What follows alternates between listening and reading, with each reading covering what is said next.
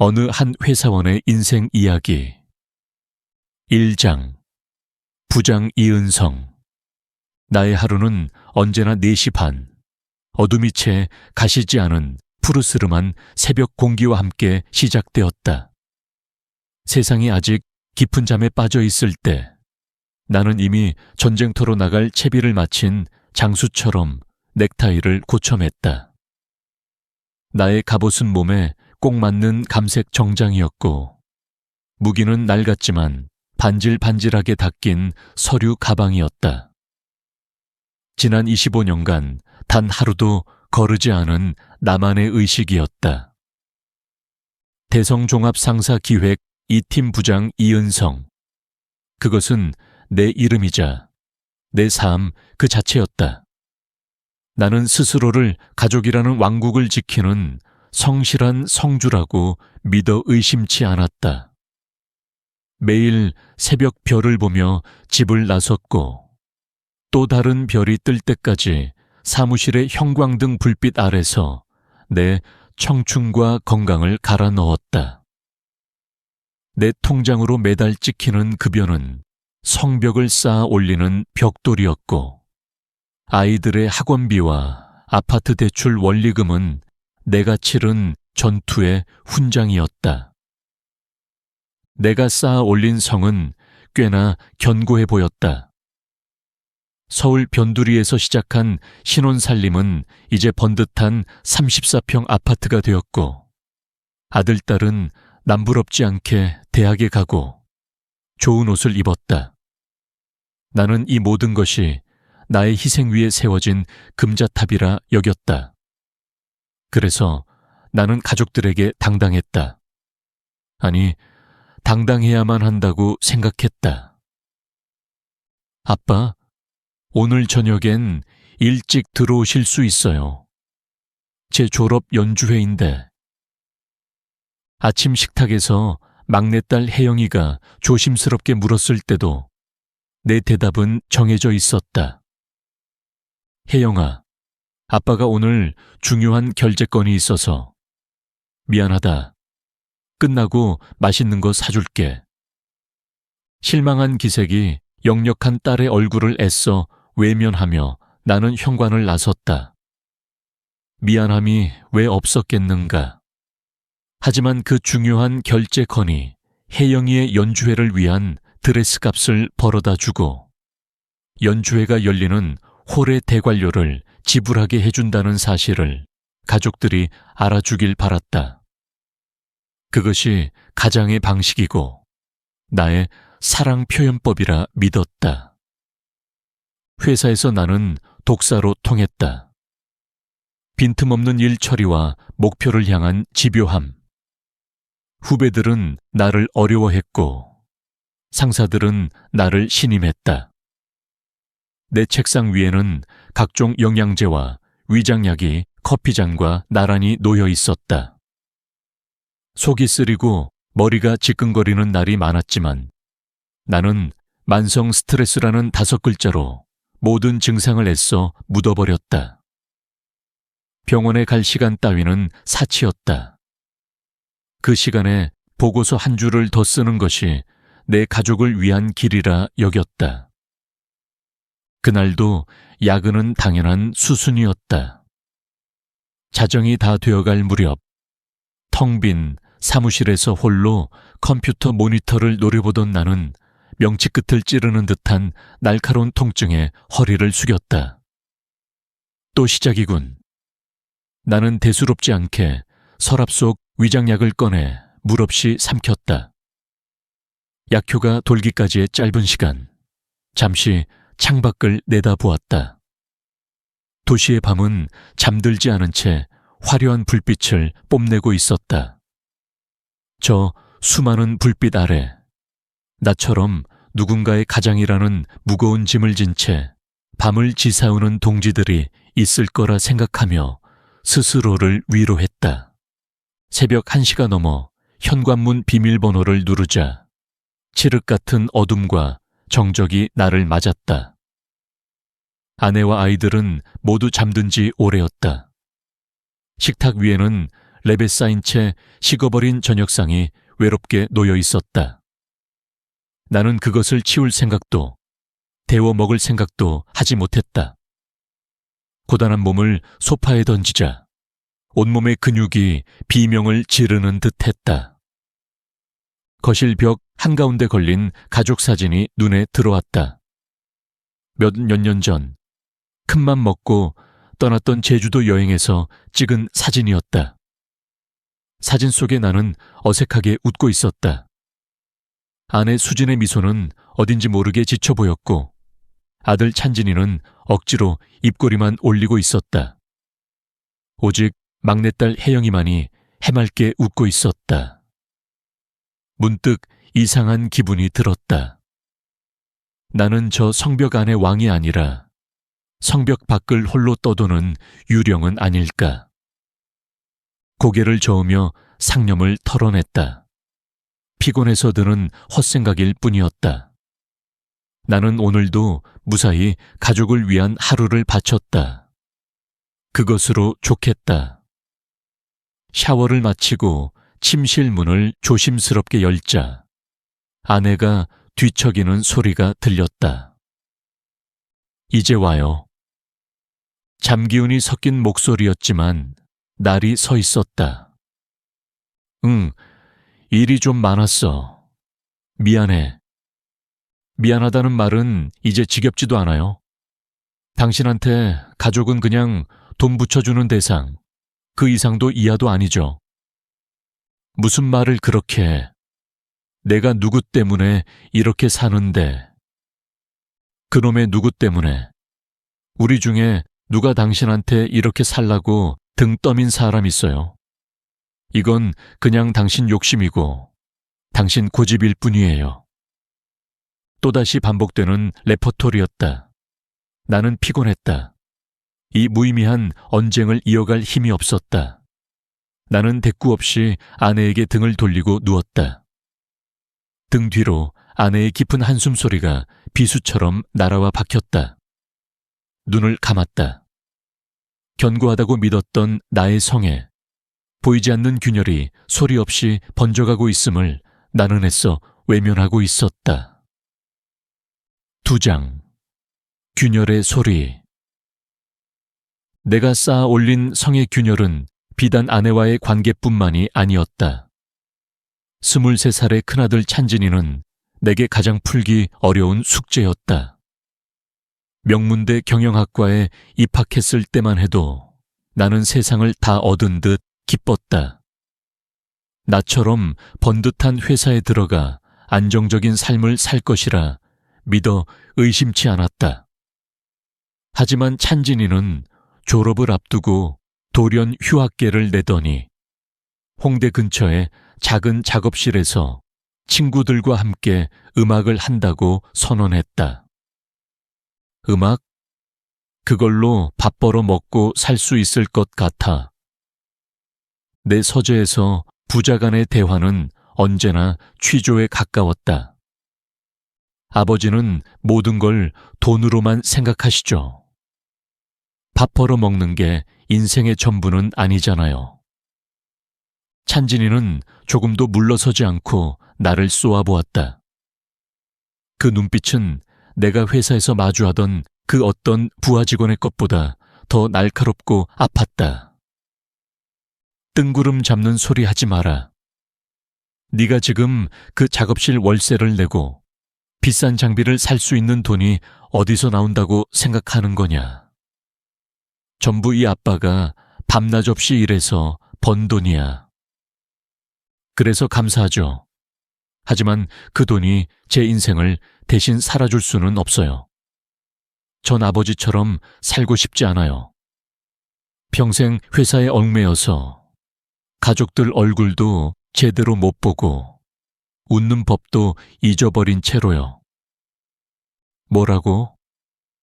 아들의 말에 나는 망치로 머리를 맞은 듯한 충격을 받았다.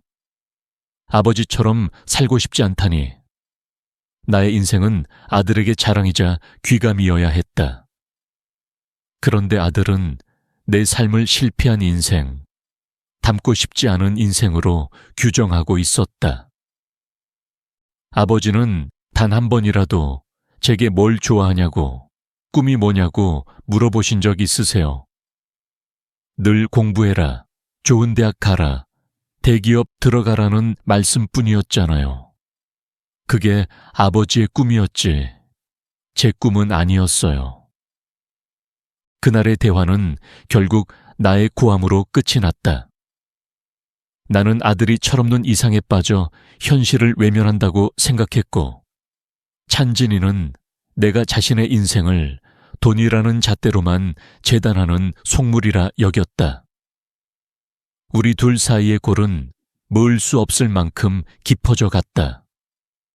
나는 아들을 향한 지원을 끊겠다고 엄포를 놓았지만, 뒤에서는 아내가 몰래 아들의 생활비를 챙겨주고 있다는 사실을 알면서도 모른 척했다. 그것이 내가 할 수 있는 마지막 자존심이자 나의 서툰 부성이었다. 막내딸 혜영이와의 관계는 또 다른 형태의 단절이었다. 고등학교 2학년 한창 예민할 시기의 딸에게 나는 가끔 보는 돈 주는 아저씨와 다를 바 없었다. 혜영이는 나와 눈을 마주치고 대화하는 것을 어색해했다. 모든 대화는 스마트폰 화면을 향한 채 단답형으로 끝났다. 학교는 잘 다녀왔어. 네. 밥은 먹었고. 네. 공부는 열심히 하고. 더 이상 이어질 대화가 없었다. 나는 딸의 관심사가 무엇인지, 요즘 어떤 친구와 어울리는지, 장래 희망이 무엇인지 전혀 알지 못했다. 그저 매달 통장에 넉넉한 용돈을 넣어주는 것으로 아버지의 역할을 다하고 있다고 스스로를 위안할 뿐이었다. 어느 주말 저녁, 모처럼 일찍 퇴근한 나는 가족들과 함께 저녁을 먹게 되었다. 어색한 침묵 속에서 수저 소리만 울려 퍼졌다. 침묵을 깨고 싶었던 내가 말했다. 혜영이, 다음 달이면 수학여행 간다고 했지? 용돈 필요하면 아빠한테 말해. 넉넉하게 줄게. 그 순간 혜영이가 들고 있던 수저를 탁 소리나게 내려놓았다. 아빠는 항상 돈. 제 수학여행이 기대되는 건 친구들이랑 좋은 추억 만드는 거지. 아빠가 주는 용돈 때문이 아니라고요. 딸의 갑작스러운 반항에 나는 당황했다. 아내 수진이 나섰다. 당신이 뭘 알겠어요. 혜영이가 요즘 수학여행 장기자랑 나간다고 매일 밤늦게까지 춤 연습하는 거 알아요? 무릎에 멍이 시퍼렇게 들도록 연습하는 거 한 번이라도 들여다본 적 있어요? 나는 아무 말도 할 수 없었다. 나는 그저 딸에게 좋은 것을 해주고 싶었을 뿐인데 내 방식이 틀렸다는 것을 가족 모두가 온몸으로 말하고 있었다. 나는 내가 쌓아 올린 성 안에서 가장 소중한 백성들의 마음을 모두 잃어가고 있었다. 하지만 무엇이 잘못되었는지, 어디서부터 다시 시작해야 할지 알 수 없었다. 나는 그저 다시 일에 몰두하는 것 말고는 다른 방법을 찾지 못했다. 일만이 나를 배신하지 않는 유일한 피난처였다. 그러는 사이 내 몸은 계속해서 위험 신호를 보내고 있었다. 소화불량은 일상이 되었고 음식을 삼키는 것이 점점 힘들어졌다. 체중이 눈에 띄게 줄었고 자정이 넘도록 야근을 하지 않아도 피로가 가시지 않았다. 아내가 병원에 가보라고 성화를 부렸지만 나는 연말 실적 마감이라는 방패 뒤로 숨었다. 괜찮을 거라고, 조금 무리해서 그런 것뿐이라고. 나는 나의 몸을, 그리고 위태로운 내 가족을 끝까지 외면하고 있었다. 세장, 선고, 결국 내 몸이 먼저 항복을 선언했다. 중요한 프레젠테이션을 진행하던 중 나는 식은땀과 함께 찾아온 극심한 복통에 그 자리에 쓰러지고 말았다. 119 구급차에 실려 대학병원 응급실에 도착했을 때 내 의식은 이미 희미해져 있었다. 며칠간의 정밀 검사가 진행되는 동안 나는 처음으로 강제적인 휴식을 맞았다. 하얀 병실 천장을 멍하니 바라보고 있자니 지난 25년간의 세월이 파노라마처럼 스쳐 지나갔다. 멈추지 않는 쳇바퀴 위에서 앞만 보고 달려온 시간들. 그 끝에 남은 것이 병원의 소독약 냄새와 내 몸에 대한 불안감이라는 사실이 허무하게 느껴졌다. 아내 수지는 묵묵히 내 곁을 지켰다. 하지만 그녀의 얼굴에는 걱정보다 깊은 피로와 체념이 서려 있었다. 우리 둘 사이에는 여전히 어색한 침묵이 흘렀다. 결과 나왔습니다. 보호자분과 함께 들어오시죠. 담당 의사의 호출에 나는 애써 태연한 척하며 아내와 함께 진료실로 들어섰다. 의사는 책상 위에 놓인 몇 장의 차트와 CT 사진을 번갈아 보며 무겁게 입을 열었다. 위암입니다. 순간 내 귀를 의심했다. 위암. 드라마나 뉴스에서나 보던 단어가 나의 것이 되었다는 사실이 믿기지 않았다. 초기, 이겠죠? 수술하면 괜찮은 거 맞죠? 아내 수진이 떨리는 목소리로 물었다. 의사는 잠시 말을 고르더니 안타깝다는 표정으로 말을 이었다. 안타깝게도 진행이 많이 되었습니다. 이미 다른 장기에도 전이가 확인된 상태입니다. 위암 사기입니다. 사기, 전이. 의사가 내뱉는 단어 하나하나가 사형 선고처럼 내 뇌리에 박혔다. 세상이 무너져 내리는 것 같았다. 아니, 내가 평생에 걸쳐 쌓아 올렸다고 믿었던 그 견고한 성이 한순간에 모래성처럼 허물어지는 소리가 들렸다. 앞으로 얼마나 더 살 수 있습니까? 나는 간신히 목소리를 쥐어짰다. 환자분의 의지와 치료 경과에 따라 다르겠지만 현재로서는 길게 보기는 어렵습니다.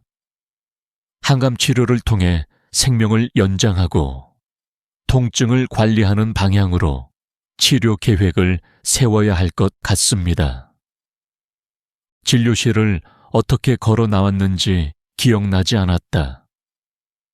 병원 복도 의자에 주저앉은 나는 아무 생각도 할 수 없었다.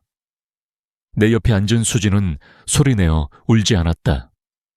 그저 마른 손으로 입을 막은 채 가늘게 어깨를 떨고 있을 뿐이었다. 그 모습이 내 마음을 더욱 아프게 후벼 팠다. 여보. 내가 힘겹게 입을 열자 수진이 고개를 들었다. 그녀의 눈은 눈물 대신 깊이를 알 수 없는 원망과 허탈함으로 가득 차 있었다. 결국 이렇게 되려고 그 고생을 한 거예요. 평생 일만 하더니 결국 당신 몸 하나 못 챙겨서 이게 뭐예요? 이제 와서 어쩌라고?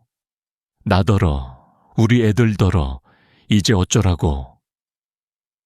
수진의 절규는 걱정이 아니었다. 그것은 수십 년간 억눌러왔던 분노와 허무함의 폭발이었다. 평생을 남편의 그림자로 아이들의 엄마로 살아온 자신의 인생에 대한 통렬한 항변이었다. 나는 아무런 대꾸도 할 수 없었다. 내가 평생을 바쳐 지키려 했던 가족에게 나는 이제 기둥이 아니라 무겁고 버거운 짐이 되어 버렸다. 그날 밤 나는 아이들에게 내 병을 알려야 했다. 거실 소파에 찬진이와 혜영이를 마주 앉혔다. 분위기가 심상치 않음을 느낀 아이들의 얼굴에도 긴장감이 감돌았다. 아빠가 몸이 좀 많이 안 좋다. 내가 어렵게 말을 꺼냈다. 위암이란다. 사기래. 혜영이의 눈이 동그래지더니 이내 굵은 눈물방울이 뚝뚝 떨어지기 시작했다. 아이는 말없이 울기만 했다.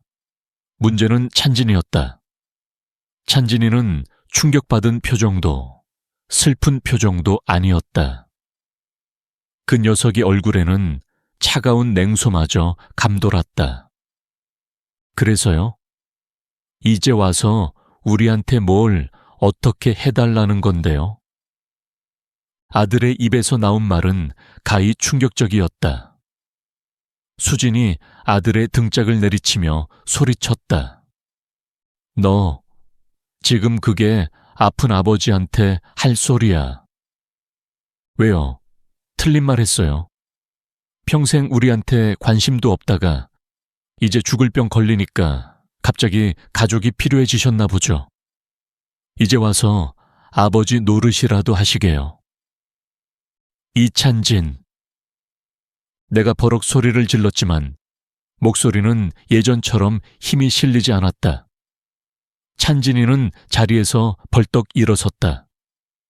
평생 일만 하셨으니 마지막까지 회사 걱정이나 하시죠. 저희 걱정은 마시고요. 아들은 자신의 방으로 들어가 문을 쾅 닫아버렸다.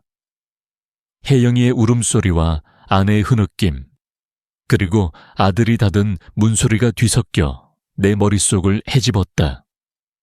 나는 깨달았다. 나의 죽음보다 더 두려운 것은 내가 죽고 난 뒤에도 가족들에게 나쁜 가장으로 기억되는 것이라는 사실을. 내 인생에 예고 없이 찾아온 죽음이라는 손님은 내 삶 전체를 송두리째 흔들고 있었다. 내장. 무너진 왕국의 폐허. 항암 치료는 내가 겪어온 그 어떤 육체적 고통과도 비교할 수 없었다. 독한 약물은 내 몸속에서 폭탄처럼 터져 암세포뿐만 아니라 정상세포까지 무차별적으로 공격했다. 머리카락이 한 움큼씩 빠져나갔고 음식 냄새만 맡아도 속이 뒤집혔다. 한때 독사라 불리던 다부진 체격의 부장 이은성은 온데간데 없고 뼈만 앙상하게 남은 초라한 환자만이 거울 속에 서 있었다. 회사는 낙의 장기 병가를 내주었다. 사실상의 권고사직이었다. 매달 꼬박꼬박 들어오던 월급이 끊기자 집안의 공기는 더욱 차갑게 식어갔다. 병원비는 눈덩이처럼 불어났고 아내 수지는 10수년 만에 다시 일자리를 알아보기 시작했다.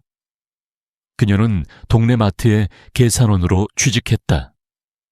늦은 밤 피곤에 절어 돌아온 아내의 지친 얼굴을 볼 때마다 나는 죄책감에 숨이 막혔다. 내가 평생 지켜왔다고 자부했던 성이 실은 아내의 희생이라는 위태로운 기둥 위에 서 있었음을 나는 이제야 깨닫고 있었다. 집안의 분위기는 최악으로 치달았다. 나는 육체적 고통과 정신적 무력감에 점점 더 날카로워져 갔다. 당신, 오늘 병원비 수납했어. 다음 주 항암 일정은 잡았고. 지금 하고 있잖아요. 좀 가만히 있어요. 안 그래도 머리 아파 죽겠으니까. 수진의 대답에도 가시가 돋쳐 있었다. 한때는 사랑을 속삭였을 우리는 이제 서로에게 상처를 주는 말들만 주고받았다. 내가 이렇게 된 게 다 누구 때문인데. 당신이 젊었을 때부터 조금이라도 나한테 신경 써줬으면 이 지경까지는 안 왔어.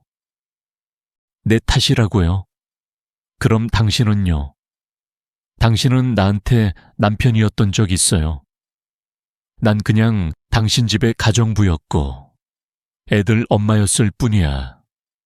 당신이 번 돈, 나 그거 하나도 안 쓰고 싶어. 역겨워. 격렬한 싸움 끝에 수지는 집을 뛰쳐나갔다. 나는 홀로 거실에 남아 텅 빈 공간을 바라보았다. 아내에게 사과하고 싶었지만 미안하다는 말이 목구멍에 걸려 나오지 않았다. 나의 자존심은 내 병든 몸 안에서 마지막까지 발악하고 있었다. 찬진이와의 관계는 더욱 악화되었다.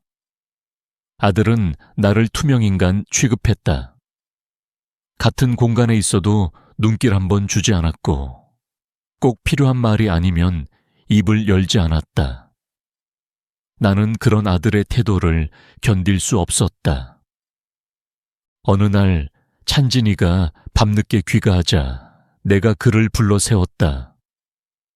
너 요즘도 그딴 딴 따라 짓하고 다니냐? 애비가 죽어가는 판에.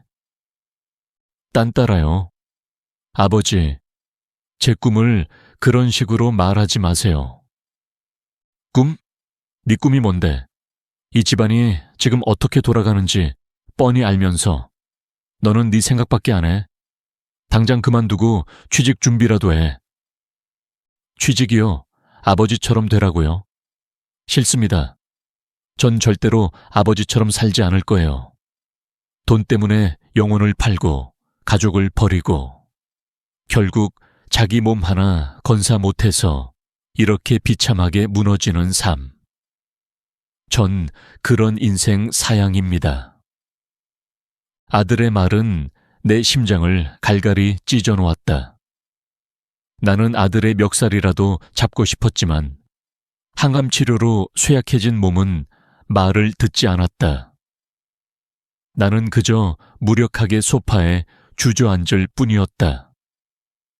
아들은 그런 나를 경멸 어린 눈으로 한번 쳐다보고는 자신의 방으로 사라졌다. 가장 큰 변화는 막내딸 혜영이에게서 나타났다. 늘 밝고 명랑했던 아이는 웃음을 잃었다. 학교가 끝나면 곧장 집으로 와 자신의 방에 틀어박혔다. 아빠의 병을 마주할 용기가 없었던 것이다.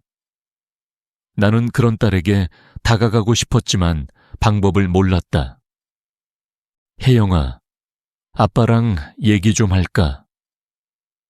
방문을 두드리는 내 목소리에 안에서는 아무런 대답이 없었다. 나는 문고리를 잡고 망설였다.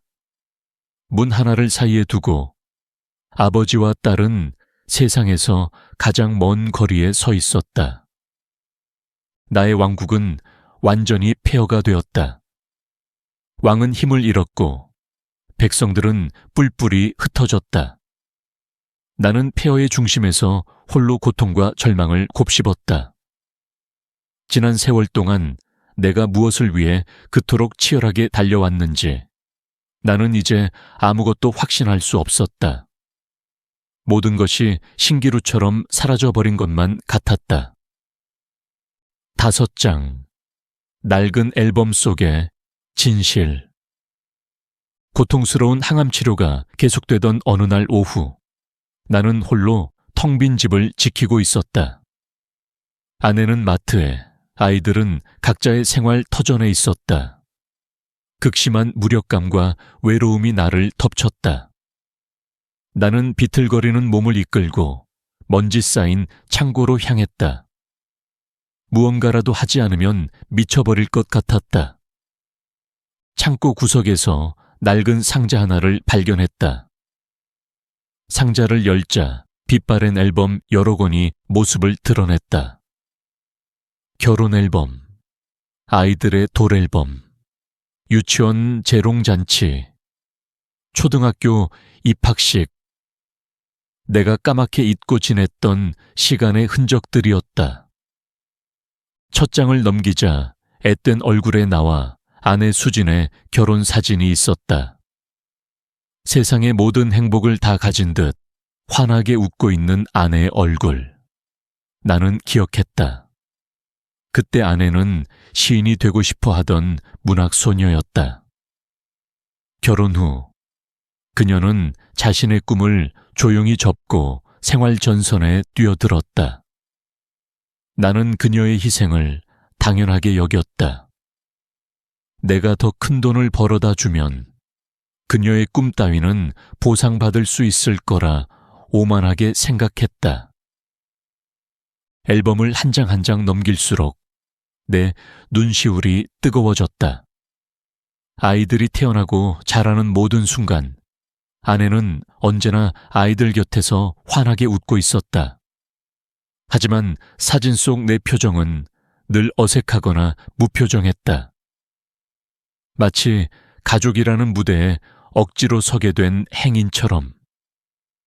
나는 그들의 삶에 존재했지만 한 번도 진심으로 참여한 적은 없었다. 나는 언제나 한 발짝 떨어진 관찰자였거나 돈을 지불하는 후원자였을 뿐이다. 앨범 마지막 장에서 낡은 편지 한 통이 떨어졌다. 아내가 신혼 초에 썼던 편지였다. 사랑하는 은성 씨에게 우리가 부부가 된 지 벌써 1년이네요. 아직은 모든 게 낯설고 서툴지만 당신과 함께라면 어떤 어려움도 이겨낼 수 있을 것 같아요. 당신은 저에게 세상에서 가장 든든한 버팀목이에요. 우리 지금처럼만 서로 아껴주고 사랑하면서 평생 행복하게 살아요. 돈은 조금 없어도 괜찮아요. 그저 지금처럼 제 옆에서 함께 웃어주기만 해요. 사랑해요. 당신의 영원한 동반자, 수진이가. 나는 편지를 붙잡고 오열했다. 아내가 원했던 것은 비싼 아파트나 명품 가방이 아니었다. 그저 함께 웃어주는 남편, 곁을 지켜주는 동반자였다. 하지만 나는 아내의 그 소박한 바람을 철저히 짓밟았다. 나는 아내에게 가장 든든한 버팀목이 아니라 가장 무거운 짐이 되어 있었다. 그때 현관문이 열리고 아내가 들어왔다. 눈이 퉁퉁 부은 채 울고 있는 내 모습에 수지는 깜짝 놀랐다. 나는 아내에게 다가가 무릎을 꿇었다. 여보, 내가 다 잘못했어. 미안해. 정말 미안해. 평생 단 한 번도 제대로 된 사과를 해본 적 없던 나였다. 나의 진심 어린 사과에 수진의 얼어붙었던 마음이 조금씩 녹아내리기 시작했다. 그녀는 나를 일으켜 세워 부축했다. 일어나요. 다 지난 일이에요. 그녀의 목소리는 여전히 떨렸지만 더 이상 원망은 담겨 있지 않았다. 그날 밤 우리는 수십 년 만에 처음으로 서로의 손을 잡고 잠이 들었다. 폐허 속에서 아주 작지만 따뜻한 온기가 다시 피어오르기 시작했다. 6장 서툰 화해의 시작. 아내와의 관계가 조금씩 회복되면서 나는 아들 찬진이와 딸 혜영이에게도 다가갈 용기를 얻었다. 하지만 내 방법은 여전히 서툴렀다. 어느 날 나는 찬진이의 작업실 주소를 아내에게 물어 무작정 찾아갔다.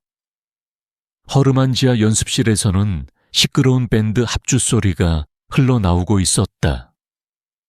문틈으로 아들의 모습을 훔쳐보았다. 찬진이는 땀을 뻘뻘 흘리며 열정적으로 기타를 연주하고 있었다. 노래를 부르는 그의 얼굴은 내가 단 한 번도 본 적 없는 행복한 표정이었다. 나는 그동안 아들이 하는 일을 딴따라 짓지라 폄하했던 내가 부끄러워졌다. 합주가 끝나고 밖으로 나온 찬진이는 문 앞에 서 있는 나를 보고는 질색하는 표정을 지었다. 여긴 어떻게 오셨어요? 그냥 네가 어떻게 지내나 궁금해서 와봤다. 보셨으니 이제 가시죠. 여긴 아버지가 계실 곳이 못 됩니다. 찬진이는 여전히 차가웠다. 나는 준비해온 봉투를 내밀었다. 이거 용돈이다. 이걸로 장비라도 새로 사고. 그 순간 찬진이가 폭발했다. 또 돈이에요? 아버지는 정말 변하는 게 없으시네요. 제가 아버지한테 바라는 게 돈인 줄 아세요? 전 그냥 아버지의 인정이 받고 싶었을 뿐이라고요. 제가 하는 음악을 한 번이라도 제대로 들어주고 잘한다, 못한다가 아니라 그냥 네가 하고 싶은 일을 하는구나. 아빠가 응원한다. 그 말 한마디가 듣고 싶었을 뿐이라고요. 찬진이의 외침에 나는 할 말을 잃었다. 나는 또다시 틀린 방식으로 아들에게 다가갔던 것이다. 나는 힘없이 봉투를 거두었다. 미안하다. 아빠가 뭘 몰랐다. 내 음악 나중에 꼭 한번 제대로 들려다오. 그 말을 남기고 돌아서는 내 뒷모습은 한없이 작고 초라했다. 하지만 그날 이후 우리 부자 사이에는 미세한 변화가 생겼다. 찬진이는 더 이상 나를 노골적으로 무시하지 않았고 나는 아들의 삶을 존중하려 애썼다. 딸 혜영이에게 다가가는 것은 더욱 어려웠다. 나는 딸의 방문 앞에서 몇 번이고 망설이다 발길을 돌리곤 했다. 그러던 어느 날 밤 거실에서 뒤척이던 나는 혜영이의 방에서 새어나오는 작은 불빛을 보았다. 조심스럽게 문을 열자 딸이 책상에 엎드려 잠들어 있었다. 책상 위에는 수학 문제집이 펼쳐져 있었다. 잠든 딸의 얼굴에는 깊은 피로감이 어려 있었다. 나는 조용히 딸의 어깨에 담요를 덮어주었다. 그리고 책상 한쪽에 놓인 딸의 다이어리를 우연히 보게 되었다. 훔쳐볼 생각은 아니었지만 펼쳐진 페이지의 글귀가 눈에 들어왔다. 아빠가 아프다. 무섭다. 아빠가 없어지면 어떡하지? 미워했던 거, 짜증냈던 거 다 후회된다. 사실은 아빠를 많이 사랑하는데 그 말을 한 번도 못했다. 아빠, 제발 아프지 마세요. 나는 소리 없이 눈물을 흘렸다. 무심하고 차갑게만 보였던 딸의 마음속에 나를 향한 깊은 사랑과 두려움이 자리하고 있었던 것이다. 나는 딸의 머리를 조심스럽게 쓰다듬었다. 그때 혜영이가 잠에서 깨어났다. 아, 아빠. 어색한 침묵이 흘렀다. 나는 애써 미소를 지으며 말했다. 공부하느라 힘들지. 너무 무리하지 마. 네. 혜영아, 아빠가 미안하다. 좋은 아빠가 되어주지 못해서. 아니에요. 제가 죄송해요. 아빠 아픈데. 혜영이의 눈에 다시 눈물이 고였다. 나는 딸을 가만히 안아주었다. 딸의 작고 여린 몸이 가늘게 떨리고 있었다. 수십 년 만에 처음으로 느껴보는 딸의 온기였다. 가족이라는 이름의 폐허 속에서 나는 잿더미를 헤치고 희미하게 빛나는 보석들을 하나씩 건져 올리고 있었다. 그것은 돈이나 명예가 아닌 서로의 진심과 사랑이었다. 내가 평생을 외면했던 가장 소중한 가치들이었다. 7장 마지막 가족 여행. 기적은 일어나지 않았다. 내 몸은 날이 갈수록 쇠약해졌다. 병원에서는 더 이상 항암 치료가 무의미하다는 판정을 내렸다. 이제 나에게 남은 것은 고통을 줄이며 삶을 정리하는 시간뿐이었다. 죽음을 앞두고 있다는 사실은 역설적으로 내게 자유를 주었다. 나는 더 이상 과거를 후회하거나 미래를 불안해하지 않았다. 그저 오늘이라는 주어진 시간을 소중히 여기게 되었다. 어느 맑은 가을날, 나는 가족들에게 제안했다. 우리 여행 갈까? 내 갑작스러운 제안에 가족들은 놀랐지만 누구 하나 반대하지 않았다. 그들은 나의 마지막 소원이라는 것을 암묵적으로 알고 있었다. 행선지는 20년 전, 아이들이 어렸을 때 갔었던 동해의 작은 바닷가 마을이었다. 휠체어에 의지해야 할 만큼 쇠약해졌지만 내 얼굴에는 오랜만에 편안한 미소가 감돌았다. 찬진이는 말없이 내 휠체어를 밀었고 혜영이는 내 무릎에 담요를 덮어주었다. 아내 수지는 내 어깨를 가만히 감쌌다. 우리는 20년 전 묵었던 허름한 민박집에 다시 짐을 풀었다. 모든 것이 변했지만 창문 너머로 보이는 바다는 여전히 푸른빛으로 넘실거리고 있었다. 저녁 무렵 나는 아들의 등을 밀어 바닷가로 나섰다. 해변에는 붉은 노을이 장엄하게 물들고 있었다. 찬진아, 내 아버지, 아빠는 네가 부럽다. 아빠는 평생 내가 뭘 좋아하는지, 뭘 하고 싶은지 생각해 본 적이 없어. 그저 남들처럼, 남들보다 더 잘 살아야 한다는 생각에 갇혀 살았지. 그런데 너는 네가 좋아하는 일을 용기 있게 선택했잖니. 그거 아무나 할 수 있는 거 아니다. 대단한 거야. 나는 처음으로 아들의 꿈을 진심으로 인정해 주었다. 찬진이는 아무 말 없이 고개를 숙였다. 녀석의 어깨가 작게 들썩였다. 내 음악 들어봤다. 엄마가 몰래 녹음해온 거. 가사는 잘 모르겠지만 아주 뜨거운 것 같더라. 네 마음처럼. 아버지, 내 엄마랑 동생 잘 부탁한다. 네가 이제 이 집의 가장이다. 아들은 끝내 울음을 터뜨렸다. 내가 처음으로 아들에게 기댔던 순간 녀석은 비로소 진정한 어른이 되어가고 있었다.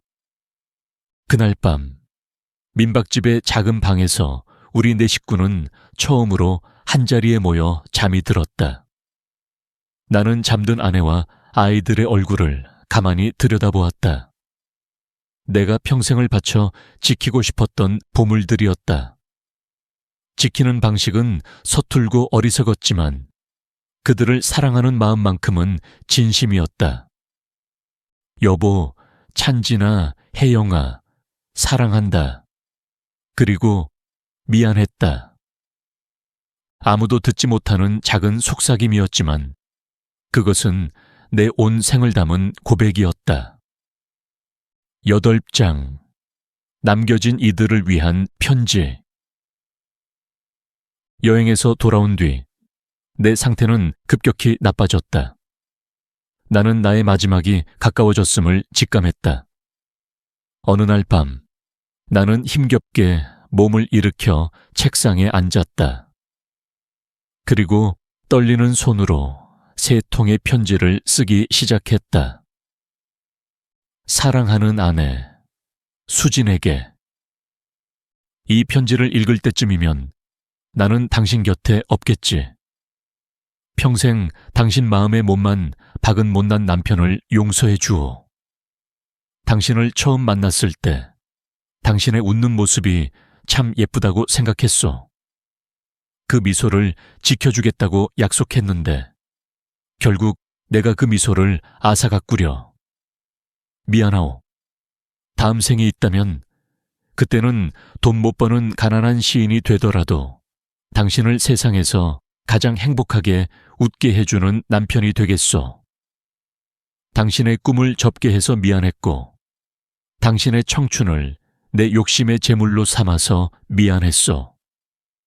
부디 나를 잊고 이제 당신의 인생을 사시오. 당신은 그럴 자격이 충분한 세상에서 가장 아름답고 강한 사람이니까. 진심으로 사랑했소. 자랑스러운 내 아들 찬진에게. 아버지다. 네가 이 편지를 읽을 때쯤이면 나는 아마 네 연주를 하늘에서 듣고 있겠지.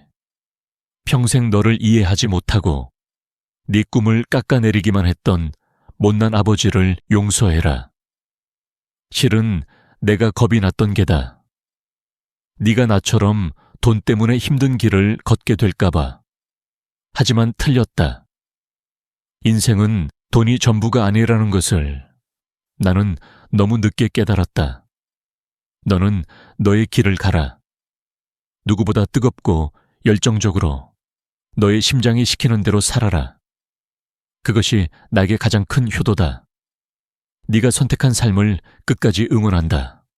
사랑한다, 아들아. 세상에서 가장 예쁜 내 딸 혜영에게. 우리 공주님, 아빠야. 좋은 아빠가 되어주지 못해 미안하다. 네가 좋아하는 게 뭔지, 네 고민이 뭔지 한 번도 따뜻하게 물어봐주지 못했구나. 나는 내게 늘 어렵고 무서운 사람이었겠지. 그래도 내 마음속에선 네가 언제나 눈에 넣어도 아프지 않을 예쁜 딸이었단다. 부디 기죽지 말고 언제나 당당하고 밝게 살아가렴. 너는 웃는 모습이 가장 예쁘니까. 네가 앞으로 살아갈 모든 날들을 하늘에서 축복하고 응원할게. 사랑한다, 우리 딸. 편지를 다 쓰고 나자 나는 모든 기력을 소진한 듯 깊은 잠에 빠져들었다. 그리고 며칠 뒤 가족들이 지켜보는 가운데 편안히 눈을 감았다. 나의 마지막 얼굴은 고통이 아닌 옅은 미소를 띠고 있었다. 마치 긴 여행을 마치고 집으로 돌아온 사람처럼. 나 이은성이라는 한 남자의 인생은 그렇게 끝이 났다. 나는 성공한 가장이 되기 위해 평생을 바쳤지만 결국 실패했다.